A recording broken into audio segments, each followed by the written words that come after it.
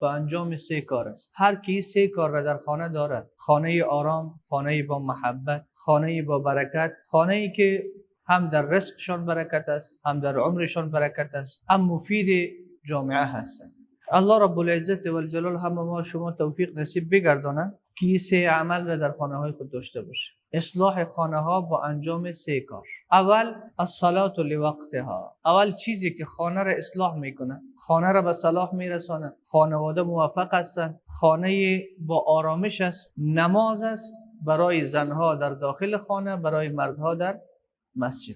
کدام خانه ای که زنها در وقت نماز میخوانند در او خانه، همه زنهایی که در او خانه هستند بالغ هستند، نماز به وقت میخوانند و مردها هم نماز در جماعت میخوانند. این خانه ای هست که مشکلش بسیار کم است. این خانه با آرامش است، خانه است که با محبت و صفا و صمیمیت زندگی میکنند، چون کلید دارند، دستبند دارند، متکا دارند. یکی از اسباب رزق را ما قبلا صحبت کرده بودیم، 6 چیز از اسباب رزق قرآن او را معرفی میکنه. از اسباب ازدیاد رزق، با 6 کار ما رزق خانه خود را، رزق زندگی خود را، رزق خود را زیاد میکنیم. یکیش نماز است. اگر مرد نماز خوان، زن نماز نخوانده، او خانه برکت نیست، چون زیر یک چتر زندگی میکنه، یک جهنمی با یک بهشتی. یعنی کسی که نماز نمیخونه، حتی عده زیادی از علما قائل به این هستند که مسلمان نیست. و کسی که نماز نمیخونه چی توقع داری اگر همنشینی به او خیر و برکت تو را میبره؟ اول چیزی که خانه را به اصلاح میرسونه اصلاح خانواده ها هست. نماز از در وقتش، زنها در داخل خانه، مردها در مسجد. میگه برای پسرت بگو که زنها در خانه نماز میخوانن نه مردها. بعضا میگه ما نماز در خانه میخوانیم، برش من میگم که برادرم زنها در خانه نماز میخوانن نه مردها. مسجد برای چی ساخته شده؟ برای مردها ساخته شده. مگر کسی که معذور است، عذر شرعی داره، زمینگیر است، نمیتونه به مسجد برسه، کور است، عصاکش نداره، نمیتونه به مسجد برسه، خوف دشمن است که حتما اگر تو مسجد بیای ترور میشه، در این تو یک حالتا که عذر داره، عذر مشروع داره و میتونه داخل خانه نماز بخوره. نه همیشه. 1 2 چیزی که خانه را اصلاح میکنه حسن الخلق، اخلاق نیک. پدر خانواده اگر اخلاقش نیکوست، صفا و صمیمیت و محبت به این خانواده حاکم میشه. بچه ای خانواده با پدر خود رابطه خوب داره، دختری خانواده با پدر خود رابطه خوب داره، زنی خانواده با شوهر خود رابطه خوب داره. اینا با محبت مینشینن، با محبت صحبت میکنن، از زندگی خود لذت میبرن. و همون خاطر است که رسول صلی الله علیه و سلم فرمود اکمل المؤمنین ایمانا احسنهم خلقا. کامل ترین مؤمنان از روی ایمان همون مؤمن کامل الایمان هست که اخلاقش نیکوست. و ثقیل ترین چیزی که در ترازوی اعمال روز قیامت گذاشته میشه که ترازوی اعمال حسنات ما را سنگین میکنه، همین اخلاق نیکوست. اثقل شیء فی المیزان الخلق الحسن. دوم چیزی که صلاح خانه است و مرد از زندگی خود لذت میبره، زن از زندگی خود لذت میبره و شکرگزار زندگیش میباشه. خیلی پسرا هستن چه میگن؟ ای کاش که خداوند ما را در این خانواده تولد نمیکرد، ای کاش فلانی پدرم نمیشد، فلانی مادرم نمیشد. یعنی از زندگی خود سیر هستن. چرا در خانه اخلاق اسلامی نیست، رفتار نیکو نیست، فقط نیش زدن است. هم پدر زبانش نیش داره، هم مادر زبانش نیش داره، هم برادر زبانش نیش داره، هم خواهر زبانش نیش داره. در این خانه یکی دیگه رو نیش میزنه. خب از این خانواده آرامش در اینجا نیست دیگه. ما برای این نیامدیم که نیش بزنیم، ما برای آمدیم که محبت بکنیم، به دیگران محبت را هدیه بدیم. تبسم که فی وجه اخیک صدقه. پیامبر صلی الله علیه و سلم میگه حتی تبسمی که برای برادر مسلمانت میکنی همین صدقه محسوب میشه. پس دوم چیزی که یک مسلمان باید داشته باشه، امروز بچه‌ها با مادرای خود چطور اخلاق دارن، مادر با پسر خود چطور اخلاق داره، دختر با مادر چی اخلاق داره، پدر با پسر چی اخلاق داره. میگه اخلاق نیک روزی را جلب میکنه، برکت را جلب میکنه. کلی خانواده با اخلاق نیک با یکی دیگر خود محبت می‌ورزن.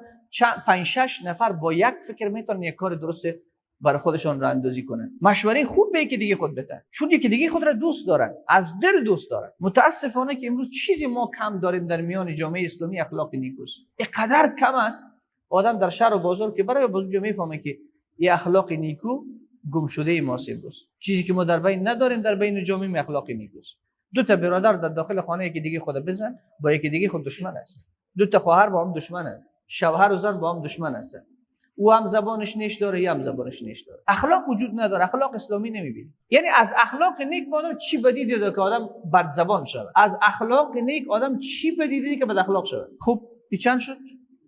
2 3 تا چیزی که اصلاح خانه به بستگی داره. با انجام این 3 کار خانه خود را به آرامش برسانیم. اول نماز، هم زنها در وقتش نماز بخونه هم مردها.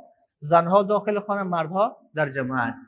2 اخلاق نیکو، هم زن اخلاق نیکو داشته باشه هم مرد. وقتی کنار هم بشینن سر یک دسترخوان که کل محبت داشته باشه، همه با کلمات درست، با شیوه درست، با الفاظ بسیار شیرین به یکی دیگه برخورد بکنه، چه قابل لذت زندگی که پدر در یک کنج خانه شیشته، مادر در یک کنج خانه شیشته، بچه از زیر چشم سعی میکنه طرف پدر، دختر از زیر چشم سعی میکنه طرف مادر. کاری چطور چی وقت یا میخندن که ما یک کلمه گپ بزنیم، که اینا خوشحال هستن که ما درد دل خدا بگوییم.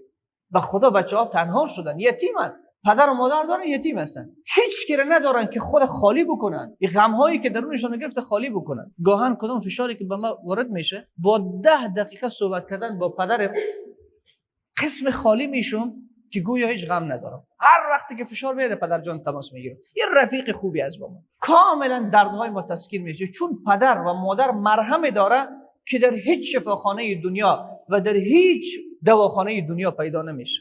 اون مرهمی که پدر و مادر داره، سر هر زخمی که ما را آزار میده بگذاره مرهمی که زبان پدر و مادر و محبت پدر و مادر داره که چی نداره. به قدر که بچه به تشویق پدر و مادر رشد میکنه به چیز دیگه رشد نمیکنه، و اندازه که دختر به نصیحت و محبت پدر و مادر اصلاح میشه به چیز دیگه اصلاح نمیشه. ولی متاسفانه ما امیر دریغ میکنیم از بچهای خود، امیر دریغ میکنیم از دخترای. میگم من یک مرد خیلی دیکتاتور هستم، خاک به سر دیکتاتوری که تو داری، که پدر بچه از تو بیزار، دختر از تو بیزار، زن از تو بیزار. محمد غزالی رحمت الله علیه میگه اخلاق نیک این نیست که تو هر وقتی که از زنت اخلاق نیک ببینی، خوش رفتاری ببینی، باز خودت هم خوش رفتاری بکنی. نه، این اخلاق نیک نیست. و عاشروهن بالمعروف، قرآن میگه شما با زنان خود خوش رفتار باشید، با اهل بیت خود خوش رفتار باشید. محمد غزالی تو میگه تو بدیهای اونها را تحمل کو، پاسخشان به نیکی بده. بد زبانی هایش تحمل بکو، تو با شیرین زبانی پاسخ بده. اخلاق نیک میگه که دیگران تو را اذیت بکنه با زبانش و تو با زبان شیرین خودت پاسخشان بده. این اخلاق نیک است. این دوم چیزی است که خانه را به اصلاح میرسانه. هست یا نیست؟ امیر بابا بلند میشه. اگر واقعا اخلاق در یک خانواده باشه، هیچ چیزی پنهان در خانواده باقی نمیمونه. بچه چیزی را پنهان نمیکنه، دخترم چیزی را پنهان نمیکنه، شوهرم چیزی را پنهان نمیکنه، زنم چیزی را پنهان نمیکنه. چرا ما پنهان کنی یاد گرفتیم؟ چرا ما زندگی ما سراسر رمز داره. کل کارهای زندگی ما فعلا رمزدار شده. پدر از پسر، پسر از پدر، دختر از مادر، مادر از دختر، شوهر از زن، زن از شوهر فوت میکنن. تمام عملکرد روزمره خودشونه. چرا در خانه اخلاق نیست؟ به اندکترین کلام منفجر میشه، انفجار میکنیم. کل محبت خانه، آرامش خانه رو برهم میزنیم که امروز کار نکردیم، امروز من فلانی گپ زده، امروز من روزه هستم، امروز کمی پایدار هستم. آخه تو حق نداری که تو خودت مشکل داری آرامش دیگران رو از پیششون بگیری. این حق را ما نداریم که اگر کدام ناراحتی که داریم دیگران رو هم ناراحت بکنیم. این حق به ما ندادن که ما با ناراحتی که خود ما داریم فردی، ما میتونیم ناراحتی رو حل بکنیم. یک نفر هستیم، 6 نفر دیگه با ما همکار شوه، ناراحتی از ما رفت شوه. ولی ما چی کار میکنیم؟ یک ناراحتی خود رو جور میکنیم 7 ناراحتی، 6 دیگه هم که در خانه است اینا رو ناراحت میکنیم. آرامش خانه برهم خورده، دیگه درد به جای کشیده که درمان برای این درد نیست. 3 الکسب الحلال، چیزی که خانه ما را اصلاح میکنه و ما را به آرامش میرسونه، روزی حلال است، کسب حلال است، لقمه حلال است. آرامش خانه را میبره لقمه حرام، ثبات خانه را میبره لقمه حرام، محبت ها را میبره لقمه حرام. اگر فرزندان را درنده میکنه، دزد میکنه، چپاولگر میکنه، خائن میگردونه، لقمه حرام. از الکسب الحلال. 3 چیزی که خانه ما را اصلاح میکنه و ما را با آرامش میرسونه، لقمه حلال است. اگرچه در خانه تو نان خشک داری ولی حلال است، به برکت است، به قوت است. این از این نان خشک چنان فرزندان قوی در جامعه تقدیم میشوند که چراغ برای یک کشور نه برای دنیا میشوند. خیلی بزرگانی که امروز ما حرف میزنیم از اونها، خیلی اشخاصی که امروز در رأس انسانیت قرار دارن، خیلی اشخاصی که معلم هستن برای دنیا، پدر و مادرشان فقیر بوده، نان خشک هم نداشتن، نان جو میخوردن، ولی از این نان حلال و لقمه حلال چنان فرزندان قوی در جامعه تقدیم کردن که امروز افتخار ما در دنیا همون هاست که ما مسلمان ها فلانی ها داریم. به گفته ابو هریره رضی الله تعالی عنه و به گفته عایشه مادر ما رضی الله تعالی عنها، رسول صلی الله علیه و سلم 3 روز پشت هم از نان گندم شکمش سیر نشده. ولی چه شاگردان تربیت کرد؟ هزارها دانشمند و عالمی که ما در دنیا میشناسیم حرف اول نمیزنن، شکمشان سیر نبوده، ولی اگر اندک غذایی که داشتن حلال بوده. اینقدر تلاش میکردن که روزی حلال خودشان و فرزندانشان و خانوادهشان تناول بکنن. رابعه 6 ساله پدرش از بیرون غذا میاره، از پدرش پرسان میکنه از کجا آوردی پدر جان؟ میگه تو 6 سال سنت است، من غذا آوردم تو تناول بکن بخور. چی کار داری که از کجا آوردی؟ میگه پدر جان تا زمانی که نگویی از کجا آوردی لب به طعام نمیزنم، اگرچه از گرسنگی بمیرم. زنانی که در سلف بود، شیر زنانی که اونها شیر مردان به دنیا آوردن، قهرمانان تولد کردن، میگه وقت شوهرشون میرفت از خانه بیرون دامن شوهر خودشون میگرفت، میگفت عذر میکنیم پیشت، عذر میکنیم پیشت، ما تحمل گرسنگی داریم ولی تحمل آتش جهنم نداریم. دامن شوهرانشون میگرفت میگفت ما تحمل گرسنگی داریم، خیر است اگر آخر روز دست خالی برگشتی. شاید امروز مردا بگه که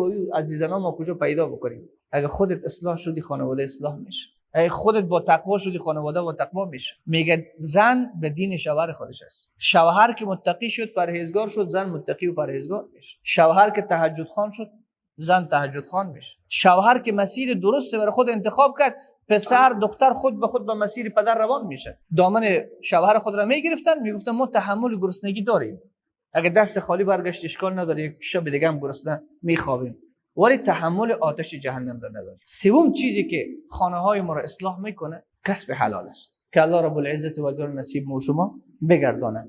و پدرها چی کار بکنن؟ دعا بکنن، در حق فرزندان خودشون دعا بکنن. پشت هر نماز دعا کنین عزیزم، پشت هر نماز مادرها دعا بکنین در حق فرزندان. ادعونی استجب لكم، قرآن گفته شما دعا بکنین اجابت میکنه. دعا بکنین در حق فرزندان، ان شاء الله قبول میشه.